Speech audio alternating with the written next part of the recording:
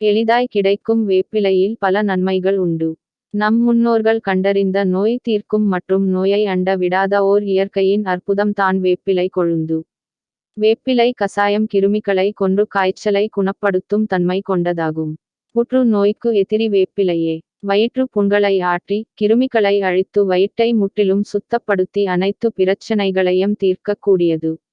வேப்பிலையை எலுமிச்சை சாற்றுடன் கலந்து அரைத்து தலைக்கு தேய்க்க பித்தத்தால் ஏற்படும் மயக்கம் சரியாகும்.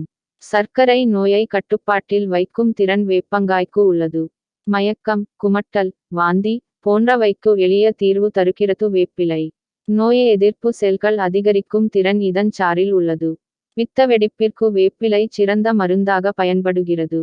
வேப்பிலை மற்றும் மஞ்சள் சேர்த்து அரைத்து பூசி வந்தால் பித்தவெடிப்பு மற்றும் கால் பாதம் எரிச்சல் போன்றவை குணமடையும். மலேரியா காய்ச்சல் குணமடைய தினமும் காலை நேரத்தில் 10 வேப்பங்கொழுந்து எடுத்து அதனுடன் 5 மிளகுடன் சேர்த்து சாப்பிட்டு வரலாம். வேப்பக்குச்சியால் தினந்தோறும் பல் துளைக்கினால் பற்கள் வலிமை பெறும். ஈறுகள் பிரச்சனையையும் தீர்க்கும்.